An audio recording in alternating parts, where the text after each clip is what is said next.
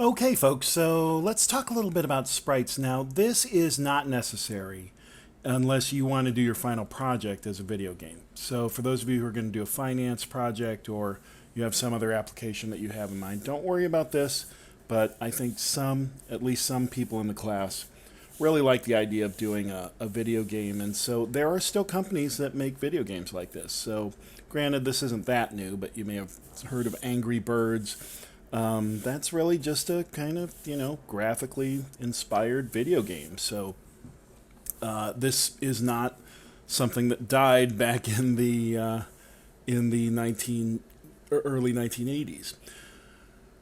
So if you want to do a video game, I'm going to suggest that you go to Netflix and that you check out a game called, I think it's called High Score. And let's. Are you saying you want to get married? Sure. So let's look for High Score. There it is, right next to Cobra Kai. If somebody does a Cobra Kai video game, then you'll get extra points. All right. So here, this game or this show, if you watch the first one, Boom and Bust, they talk a little bit about the evolution of video games, a little bit like I did in the previous lecture. So the reason that I say you might want to watch this is it could inspire you as to what kind of games you can do.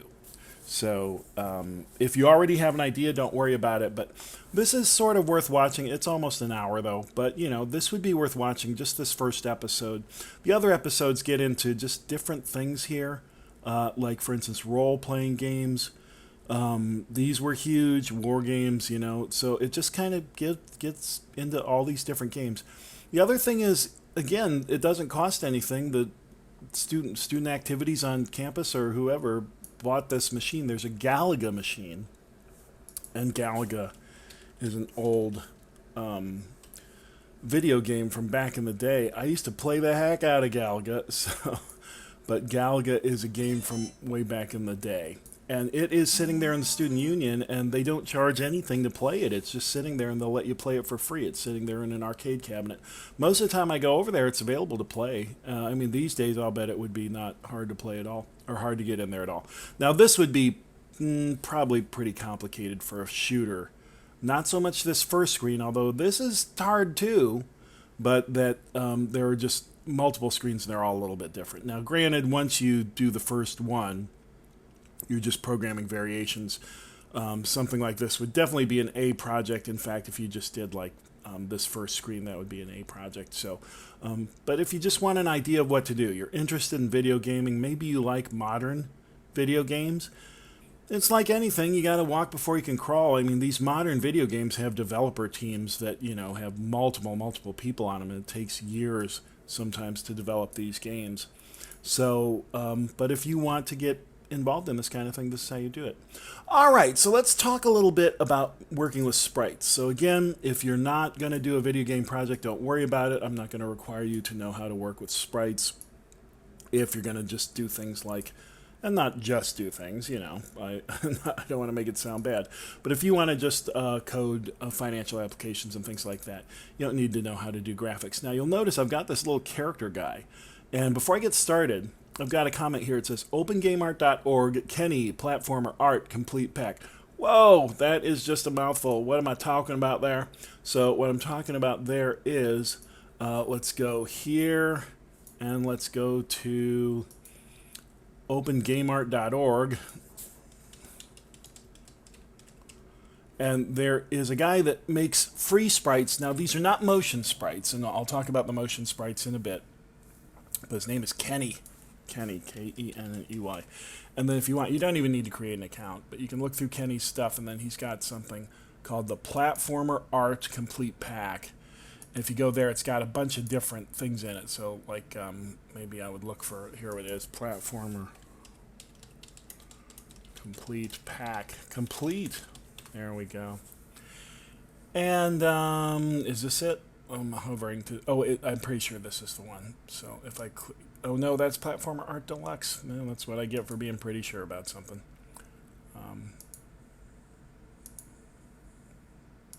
Is this it? Platformer Art Complete. That's the base pack. Oh.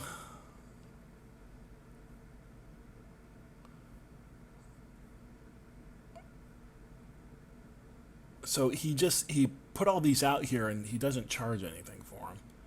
So he's got, oh my gosh, Kenny, you've just got too much stuff. Why does this should work? But just trust me, there's something on here called Platformer Art Complete Pack. Kenny, where's your Platformer Art Complete Pack?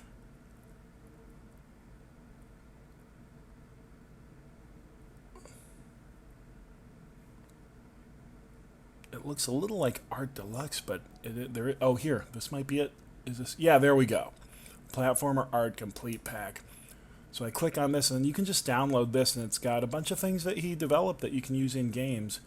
And one of them is this little. He's got little spacemen here that you can use as players and non-player characters. Now, we'll do one video after this one. I just want to do basic sprites, and then we'll do the motion sprites. So, for instance, when we talk about a game like Mario, or even Donkey Kong. So, like here, let me pull up a video of Donkey Kong. So when we do a thing like Donkey Kong, here's the original one from the Japanese arcade version. So when we look at something like Donkey Kong, see how, like, he doesn't just move up as one picture. He's got two different pictures that he alternates between. He's got Princess Peach there. She doesn't move much. Then these things break. And then Mario comes now when Mario's walking, see how he kind of, like, he's got two different images and they alternate. So he flaps his arms when he climbs. So he alternates between images. When he has a hammer, he's got two different images, hammer up and hammer down. And so when I say that, that's because it gives the illusion of motion. It's not just one picture that's sliding across the screen. That's what we're going to do now. The next video I do will show you how to do that little image of motion by alternating what his picture looks like as you use him. But for right now, let's talk about sprites. Okay, so that's enough intro work. Now, with this, going to take a little bit of work in advance. What I want you to do is know which directory you've got your things in. So I am in my documents folder. I created a directory called Python. This is where I'm going to save my code. Oh, whoops, or is it in games? Yeah, Python games. So this is where I'm going to save my code. This is called basic sprites for class. And then any images I have, I've stored in images. So what happened there, well, when I downloaded this thing, here's the Platformer Art Complete Pack, and then you can go in and look at the different things that are available to you. So I would probably want to view as large icons so I can see. So here's players. I want to view these as tiles. Oh, it should be updating them, but so like here's player one jump. This is the one that we're using. So I just copied him into that images directory. So this is who we're going to use. We're going to use player one jump. All right. Player one jump is our dude. All right, and these are in a compressed folder. It's in a zip file. So if I go actually to my documents folder where I copied him to, I can actually see my man. Here we go. And images. So this is my guy, player one jump. That's who I'm going to work with for this example. So now notice player one jump, he's kind of got a rectangle around him, right? So like he's a PNG file. And what PNG files do is they allow you to have a transparent background. So this stuff around his edges, you don't have to sit there and code all that. You can make it invisible. So but he's like this, and then there's going to be a rectangle around him, and what we're going to do is have Python recognize what that rectangle is. That's going to make a lot of things a lot simpler for us as we code this, okay? And so let me put him here just to remind us. This is our dude. He's a little spaceman. He's jumping. Thank you for drawing that for me, Kenny, because my art skills are not good. Okay, so let's start writing some code. Time to code. It's code o'clock. All right, and we're going to import Pygame. Now, we've got these files, and so, again, I've got the games file, and then the images file. So it's Python games images. Instead of hard coding that location in, I want the system to figure this stuff out. Because look, something about this is letting Python know where my stuff is, like it printed my whole file path here. So that is in something in a package called OS. So we're going to import OS. You probably don't have to install OS. OS should be in your standard Anaconda installation. So if you get the yellow warning here, imported but unused, if it imports, then you're good. All right, so next we're going to initialize Pygame. This is just like housekeeping every time you do Pygame. Pygame.init, which initializes everything in Pygame. Let's set a caption, a sprite. There's a drink called Sprite. What is there? Do they have a tagline or something? Years and years ago, they had an ad campaign called "Show Us Your Cans."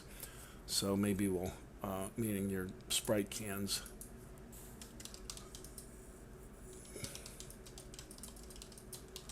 Had this guy in it, so. I'm always coming up with great new promotions for 7-Up. Like this one. I ask people to send me pictures of their cans. Let's take a look. Whoa! Oh, wait. So that was 7-Up. So, all right, never mind. What about, how about Sprite ad campaign? Does Sprite have it's got to have some kind of tagline, right? Like, it's refreshing or something? I don't know. What is the "You're Not Alone"? That is what kind of campaign is that? Thirstiest time of the year? No wonder nobody drinks Sprite. These guys don't have any good... Pride? Okay, I guess Pride is good. They have Drake. Drake's good, right? I don't know anything about any of this. All right, so I guess I can't come up with a cool catchphrase based on Sprite. This is what happens when I try to be cool and contemporary and relate to you kids with your Dan Fogelberg music and your, I don't know, Pet Rocks and all the other things that I'm too old to understand. Pygame.display.set caption, and then, I don't know what, Sprite caption, but don't show us your cans. Okay, so there's that. And then let's set some colors. Black equals, and remember, it's red, green, blue. So it's 0 red, 0 green, 0 blue. White is maximum of all those. 255, 255, 255. Now, if you think about how many different combinations you can have, this is why you have those giant color palettes with lots of choices. All right, red is obviously equal to 255, 0, and 0. Green, remember it's red, green, blue, so 0, 255, 0. Let's go. Blue is equal to 0, 0, 255. Okay. Whoa. And we don't, no need for zip. All right. So here's where I'm going to specify where my game folder is. Game folder equals, and then it's OS, which remember, OS is the name of the package. So we're accessing tools from within the package. os.path.dir name. And then we're just going to go underscore 2 times, file. And then underscore 2 more times. Woo, there we go. And I need to specify where the images are because they're not right in the games directory. They're in the images directory under the games directory. So we're going to use a little trickeration here. I'm going to say the image folder is equal to os.path.join. And we're going to start with the games folder because it's under the games folder. So I'm going to say game folder, right? There's a variable name. We set it right here, game folder. So it's equal to game folder, the variable we just specified. And then the name of the subfolder is images. Right? Here's game folder. And then images is the name of the folder underneath. This whole thing we're calling image folder. We're trying to give it short names that are meaningful to us. Now, again, just like in all of our other examples, we're going to need to specify the width, height, and size of the screen that we're going to use. So I'm going to say instead of just wide, tall, and size, we're going to do S wide. So this will be screen. Could even do SCR wide. equals, I get myself in trouble when I decide I'm just inspired and change my variable names. Tall equals 600, and then whoa, and then SCR size equals SCR wide and SCR tall, and then we're gonna set what our screen is now. Screen is equal to, and we're gonna go into the Pygame toolkit up here. Pygame dot display dot set mode SCR size. Okay, so that's just the housekeeping we've been doing on the last few projects. So here we're going to do things a little bit differently. We were stuffing all of our functionality right into our main loop. So actually, and let's finish just doing the main loop. Remember, here we have to get the clock running. So let's define what our clock is. It was pygame.time.clock. Oh, whoops. There we go. So now we've got a clock that's going to be used to refresh our stuff all the time. And then we're going to run a loop as long as our condition is true. So our condition is called run equals true.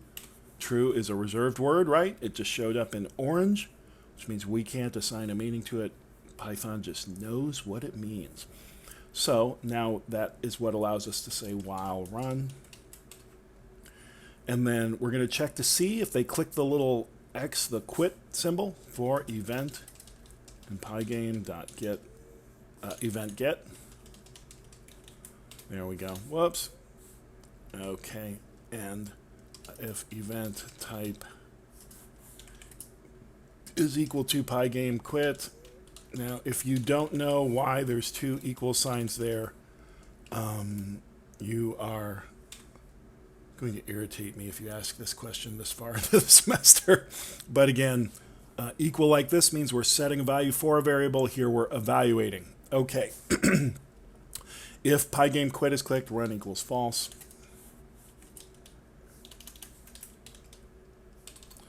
And then that's it for our if.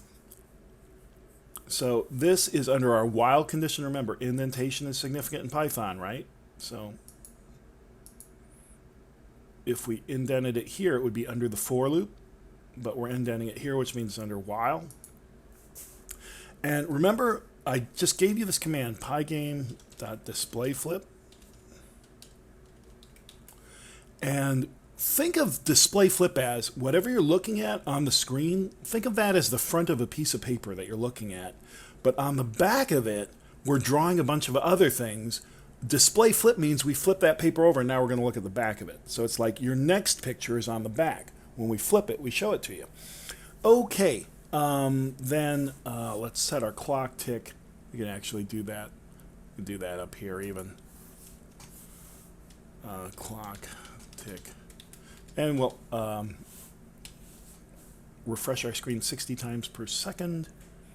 Then down here we go pygame quit. Okay, so we've got a clock tick. I feel like I'm missing something. We haven't changed anything yet, but let's go ahead and, like, just as a good practice, remember what would happen when we would draw something, but we wouldn't erase the previous thing. So I'm going to say screen fill black. So we'll fill the screen with black just to erase any previous images and then flip our piece of paper over and then look at the new images. Okay, so that's our basic loop. Let's run it and just check everything. See if we made any fat finger errors. Here we go. So there is our game space. If you want to close it down, this, remember, is our Pygame quit. Pygame quit. We quit. All right, there we go.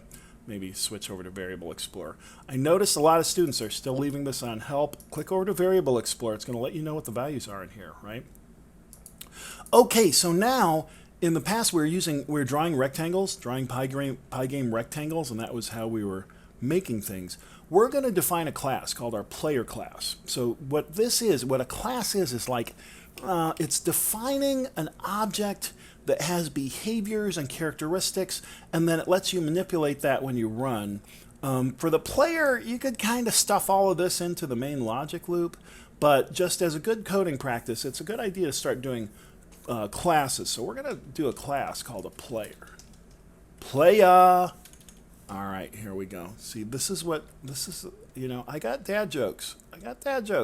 Okay, so Pygame Sprite. We're going to manage a sprite, and then this player is called a sprite. We're going to do it like that. Okay, so some of this code you just have to accept that Pygame requires you to type certain things in there. But we're going to define what our sprite is. What is our sprite for this game? Now, within the class, you can define various things. So I'm going to define the initial state of what I am, of myself. There we go, right? So I'm going to define what I am when I start. So first thing I'm going to say is let's do another, we're going to initialize ourselves as a sprite. I know this is repetitive. This doesn't seem like it makes sense. Some things you just do because you just got to do them. That. And then let's go init self. So it's like we type the same thing twice almost.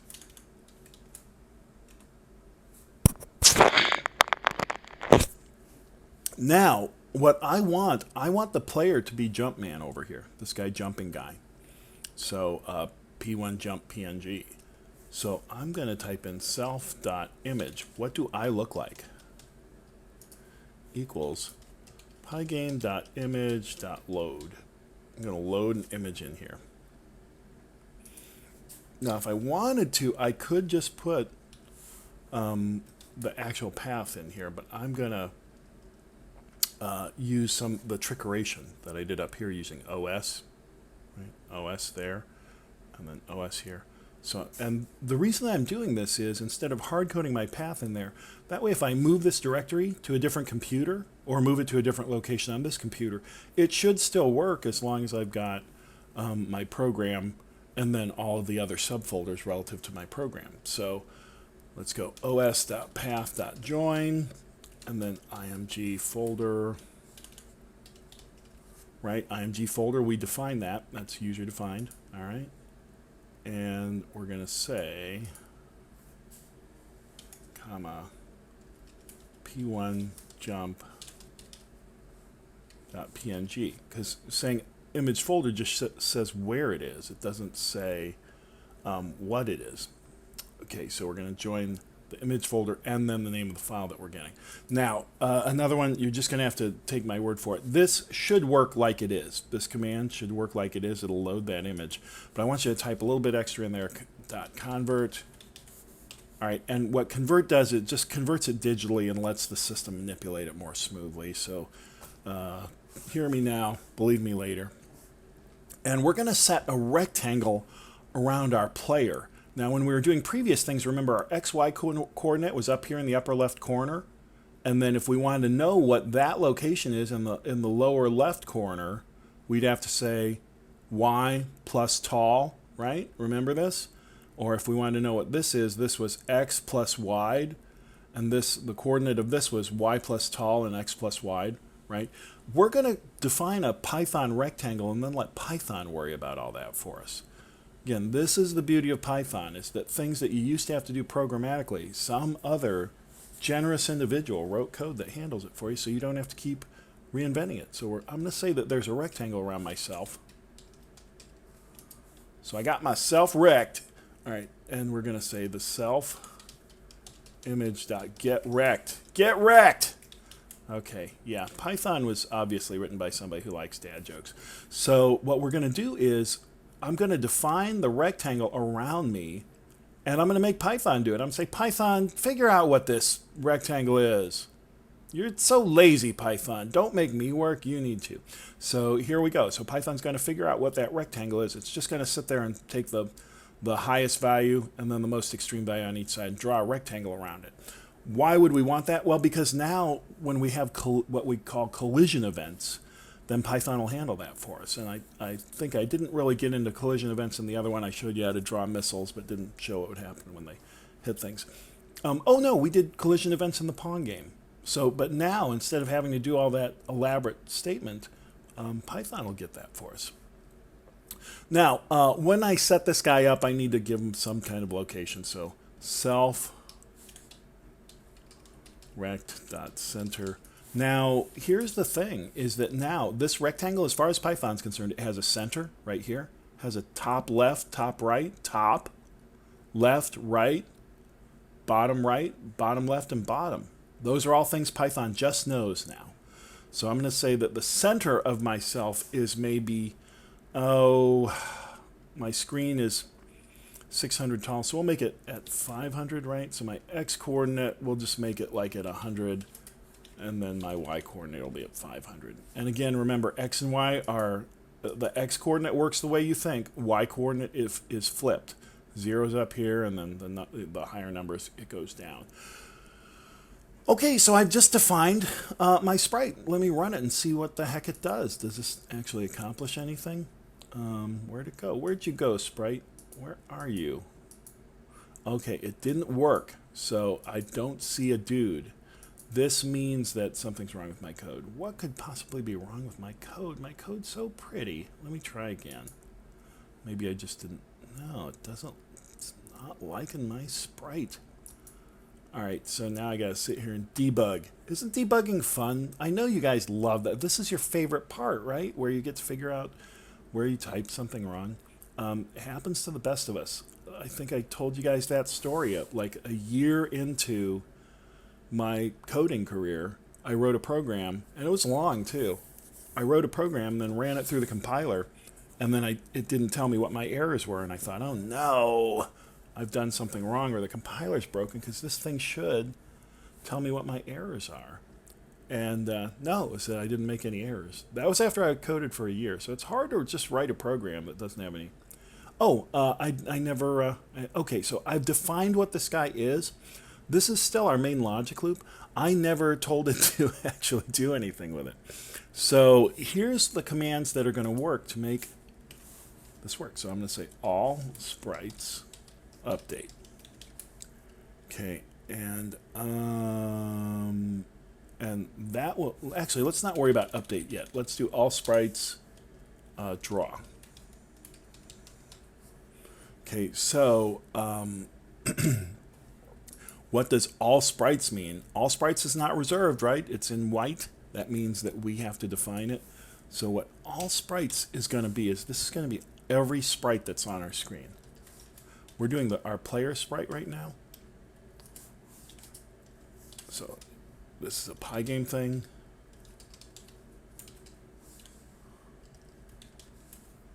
There we go. So, whoops, group. Okay. So, and then we're going to say player is equal to player.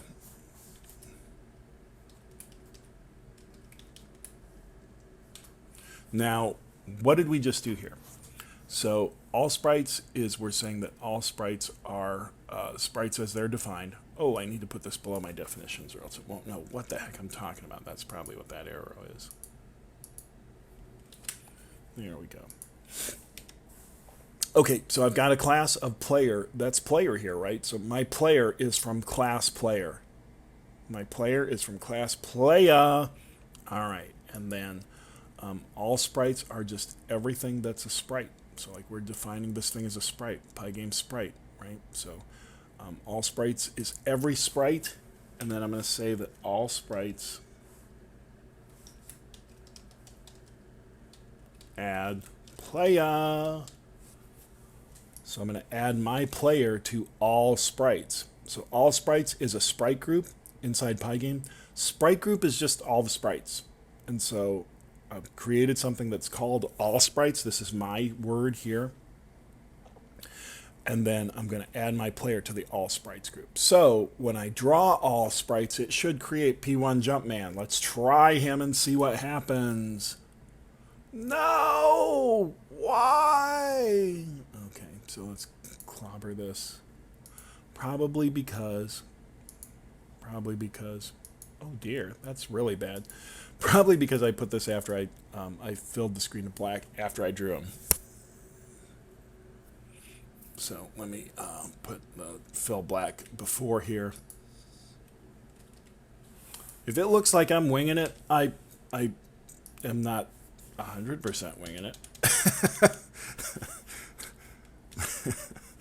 All right, here we go. Let's see if this works.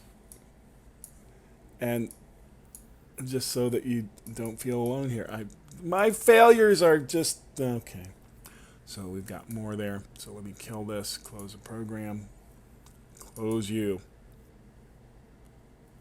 Let me try something else here. Let's put in that updates command, but now there's no update defined. Pygame, do I have display flip? Okay, I've got clock. Yeah.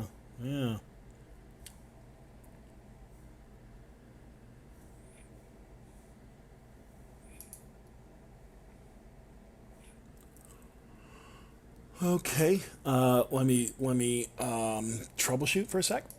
Oh, it looks like it might be telling me right now it can't open. Why can't you open Jumpman? That's not cool. Maybe that's my problem. If it can't open it, it just does it without.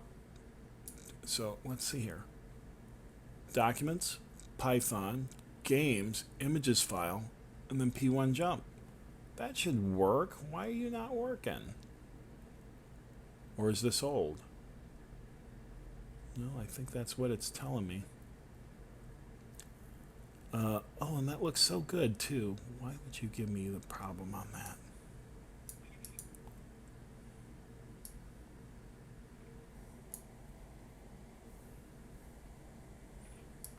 So it's definitely an issue with not being able to open my image, and it's probably a stupid error. Let me figure it out. Okay, I found it. This is where, and this is the kind of thing where maybe you guys saw this before I did. It's easy to get your ass kicked by this stuff. This folder isn't called image, it's called images. Images. God. Stop. All right, so here we go. That should work. I just pasted this in, so let me uncomment my previous code, which should work, and get rid of this one. Alright, so now, whoops, there. Okay, let's see, will this work? Let me do a little savage, and let's run it and see. Come on, Jumpman, where are you? Let's come out and play. There's Jumpman, yay! Alright, whew! So, sometimes you guys are going to ask me questions like, I'm stuck, my code doesn't run. If it's conceptual, I will absolutely just tell you what's going on. But if it's a fat finger error or something like I did there where it was just, lack of attention to detail, and trust me, I am no wizard when it comes to attention to detail.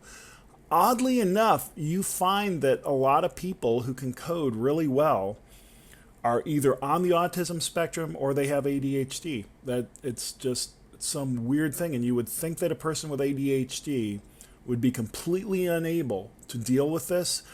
I'm pretty, that is basically describing me. And I can find these things. Why? Because there's just something about solving these logic problems that just triggers my dopamine response. So if you took my 1020 class, we talked about dopamine response in computing, right? Dopamine response in social media.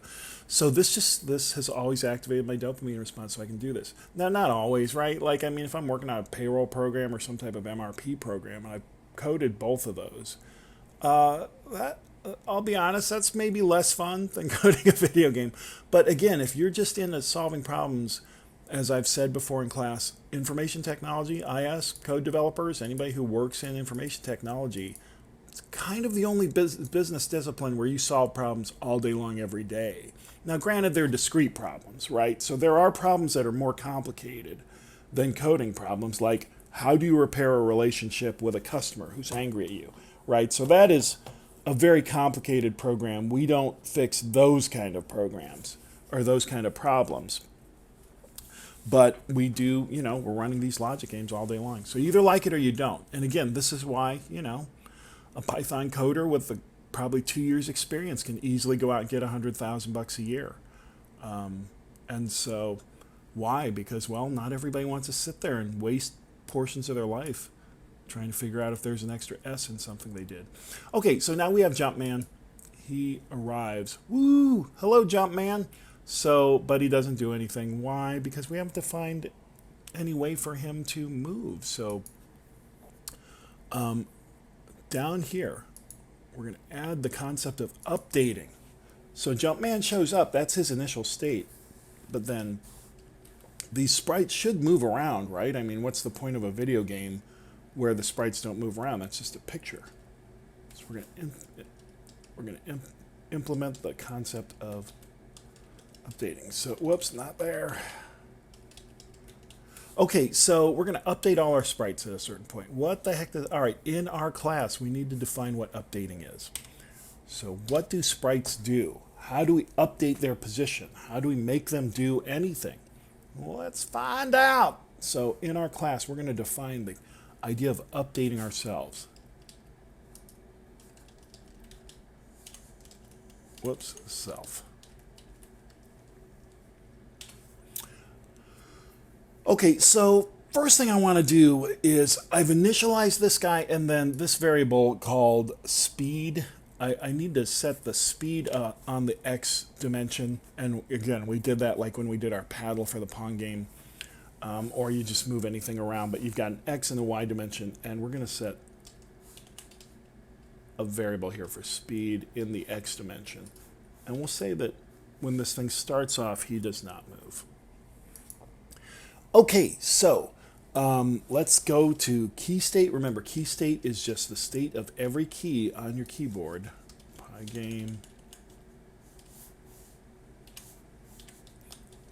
And remember, that's key.getPressed. And getPressed is way nicer than getWrecked. But, okay, so, again, I got dad jokes. I'm not afraid to use them. Okay, so if the key state is for Pygame.k,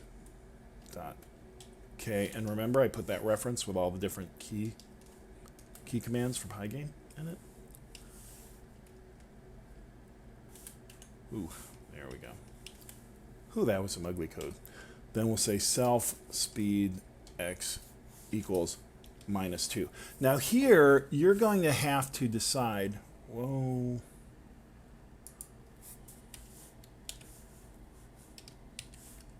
You're going to have to decide, how do your keys behave? Can you push your left and right key button at the same time? In the past we did, and we just gave one priority. But now let's say that you can. You can smush them both at once. I don't know why you would, but let's say you can, because what was the other way we did it? We did our elif here, right? And then we said that if key state Pygame right,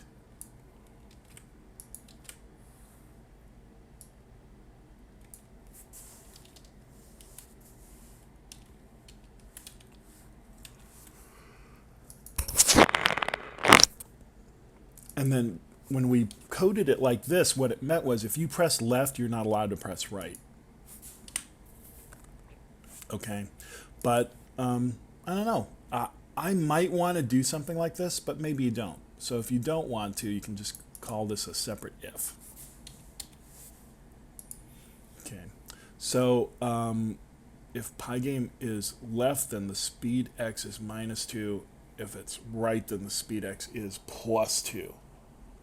Okay, so now, what are we going to do now? We're going to move the rectangle based on the speed. So I'm going to do self rect.x plus equals self speed x.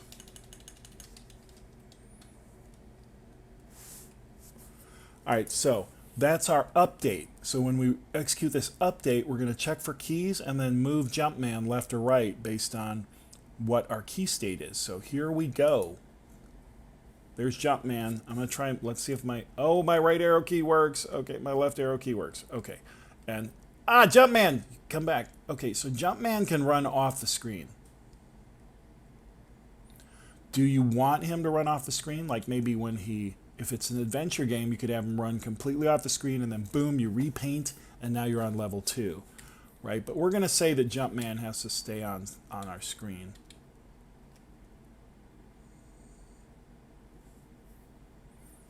Whoa, Jumpman, you're going a little crazy.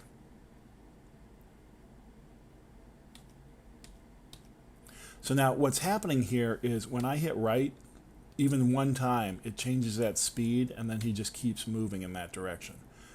Do I want him to do that? It depends on the game. Some of them I do. If I don't want him to behave that way, you need to stop behaving that way, Jumpman. Then what I would need to do is just basically set the speed to 0 at the start of every loop.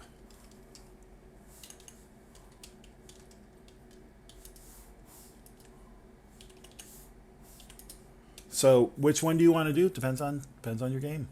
Some of them you want your player to have some momentum. Maybe you'd want to have some momentum, then he slows down after X number of cycles, and then eventually stops. But my Jumpman will only move a little bit every time I hit my key. Okay. Now, with this, if I push my key longer, he moves more. Why? Because this thing's cycling 60 times per second. So if my key is pressed for 1/60th of a second, he'll move exactly 2 pixels, but 60 times per second is pretty fast. So if I press my key at all, it'll probably catch him in the cycle more than once. How your player moves, it depends on the game. Some games require really, ultra precision movements. Others not so much. Okay, so Jumpman can move left or right, but he can move off the screen. And again, you may want him to move off the screen, but you may not. So let's do some stuff in here. So I'm going to say that this part of the update, this is movement. And I'm going to call this one boundaries. All right, so what am I talking about here? So basically, if, let's say if he goes to the left, so I'm going to say self, we're going to just evaluate the rectangle. So remember, we don't have to do a lot of this math anymore. If left is less than what? If it's less than 0, what I'm going to say is that self.rect.left equals 0. All right, so let me run him. Okay, Jumpman, where'd you go? Where are you? Jumpman, where'd you go? I'm like, seriously, Jumpman, where'd you go? There we go. Okay, so here's Jumpman. If I try to run him to the left, I'm holding down my left arrow key. It does not let him go. Now, remember, self-rect. Left is a thing on my player rectangle. What if I put, like, just self-rect center? Whoops.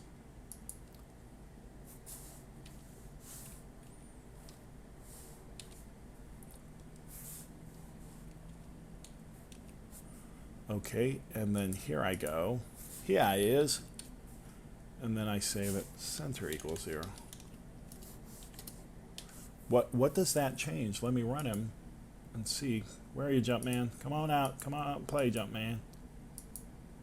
All right, let me stop this execution. We'll run another kernel.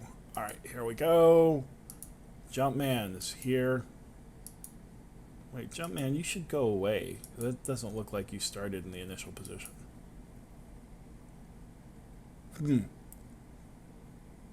That's blowing up, and that's probably not good. I might have... Something about that doesn't look good. Okay, so here we go. Oh, it doesn't like something. It's not letting me set the center to 0. Self-rect. Oh, what is it? Self-rect center. Oh, I didn't put a condition. If it's less than 0. Okay, let's do that again. That's why Jumpman didn't update, because my program ain't no good.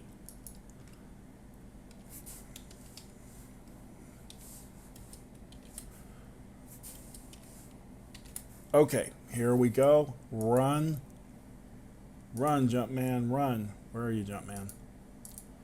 Jumpman, you are really being a pain. Where are you? You behind my code window? Let's kill that.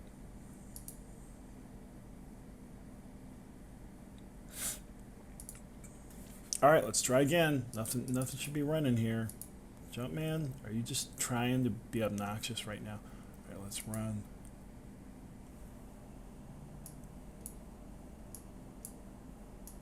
My code window showed up, but it's not doing anything. For some reason, I'm getting the not responding, which is weird. Let me just check my run logic. That's good. That's all good. What's wrong with you? Why are you causing trouble? Oh, tuple and integer. Okay. Say less than or equal to, maybe? I know I've made this work before. Let's run it again. Oh. All right, I know what it is. So here's what it is that center has 2 dimensions to it. It's got an X dimension and a Y dimension. And I said that, so that's what's going on there. So let me put right here, because right only has 1 dimension. It's just got an X dimension. We started with left equals 0. Start equals 0. Okay, so let's run my code. And this, like what I'm doing here, this is just the way I've learned to code. I just try things and see if I can break them. Okay, so Jumpman moves left and right, and then, he can move off the screen, Jumpman, oh no. Why? Because I'm evaluating the right corner of the rectangle that surrounds Jumpman. I'm allowing it to get to 0. So that's why I used left here. That was a lot of agita just to illustrate that little thing, wasn't it? Okay, left. There we go.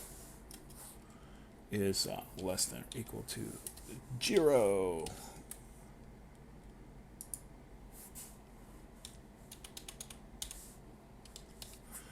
Okay, so I've set a boundary. Oops, let's stop execution and run. And Jumpman is here. He cannot move past that left boundary. That is, remember how we had to code all those things before? But now, because Pygame is managing the rectangle, we don't have to do that.